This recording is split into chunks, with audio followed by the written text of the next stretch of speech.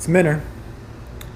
As you know from a prior video, anybody who's watched, the Harley was dropped, this Fat Boy S was dropped once.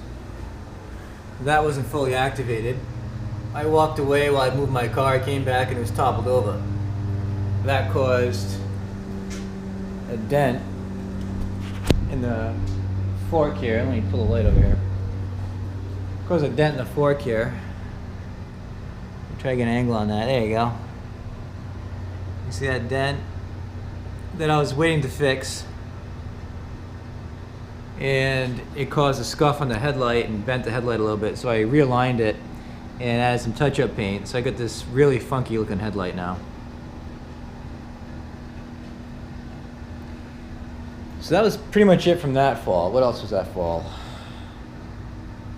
That was pretty much it. There's a scuff here as well that I put some touch-up paint on. There you go. You can see that rough spot right there. That's touch-up paint.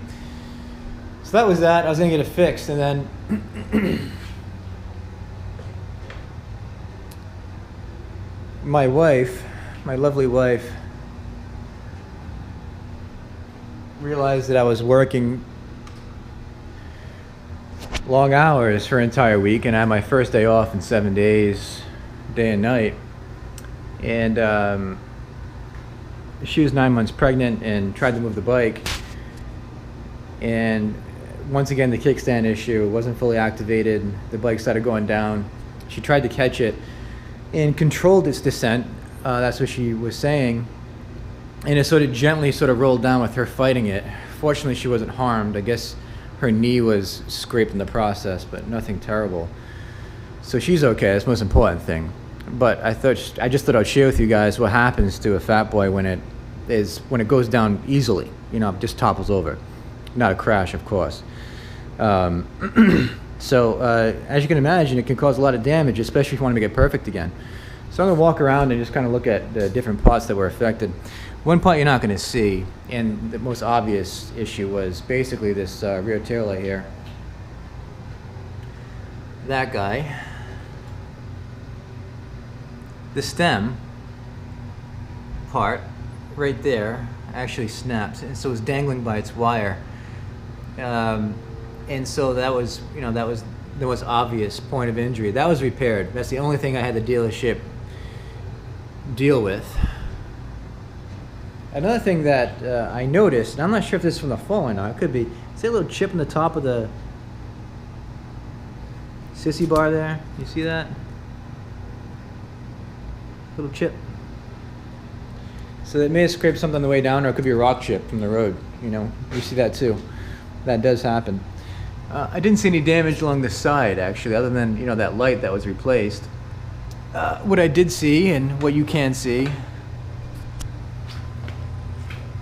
is here on this derby primary area. Try to get an angle on this, you can see it, but you see this whole region here scratched up.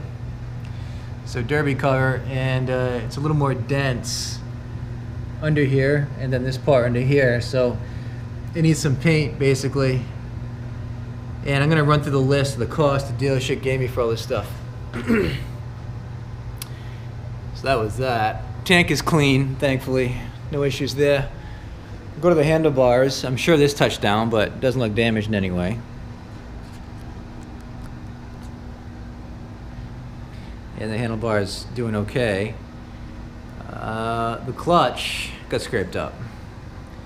Once again, it's nighttime, so this light, I'm trying to work this out, as you can see. But yeah, it's scratched. I don't have to go into too much detail. It's scratched, superficial. Mirror basically came loose.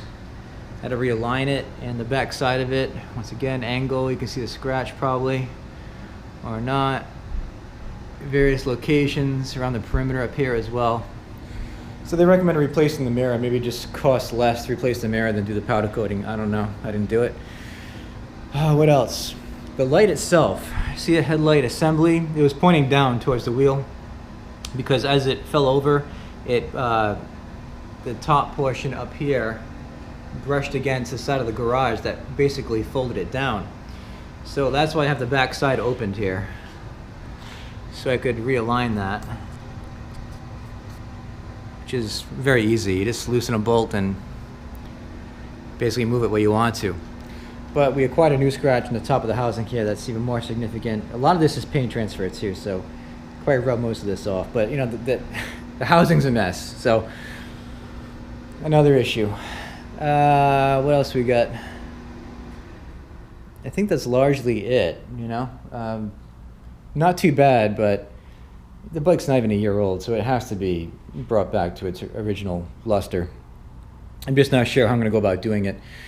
Let me show you the list of repairs. Okay, so number one, replace damaged left rear turn signal. $160, parts and labor. That's the only thing that was done. The rest was declined by the customer, which is me. And number one, left short stem black mirror, $65 for replacement. This is all parts and labor, by the way. Number two, left black clutch lever and retaining ring, $68.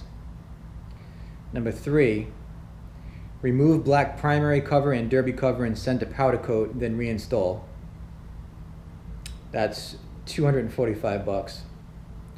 Number four, replace left front fork slider. That's the prior damage, the dent that I showed you in that fork slider. And cowbell. I think the cowbell is the cover over it. That's $585, parts and labor. And finally, number five, replace the black headlamp shell in nacelle. Anyway, it's $550. You know, to make it perfect, or have somebody else make it perfect, I should say. If you did this by yourself, it would be a lot cheaper, and this is all superficial stuff that can be done by yourself. But the main reason I held off for now is the bike's due for an oil change in 1,000 miles or so. I'll mull over what I want to do beyond this, because I was thinking of handlebars, maybe like a mini ape. I like the ones that are on the new Road King special that came out, or something similar. A little higher, but not like a full ape. And I like that freight train nacelle as well. So I was thinking of putting that on, which would not make any sense to repair the headlight that's on it now.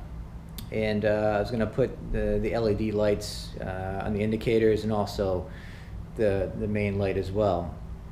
And obviously there's some paint work to be done regardless. I'm going to get that derby cover repaired. I was looking to see if I wanted to replace that with a different cover while it's damaged, but you know what, I don't. I like the clean look. I don't, you know, the skull on that thing, all this stuff is played out, man. I don't know. You see it everywhere. The number one, you know, it's all the same crap. So I'm just going to keep it clean. I think I'll just, you know, do the repair or just replace it in whatever's cheaper. And that's pretty much it. You know, in the meantime, I'm going to put some touch-up paint on this so it doesn't rust, and see if I can save this mirror, but you know, we'll get it done. Short and sweet video. I hope this doesn't happen to any of you, but I know it will. I hope you're one of the fortunate ones that avoids this. Never crashes, never drops their bike. You know, one of the few angels out there. So, be well.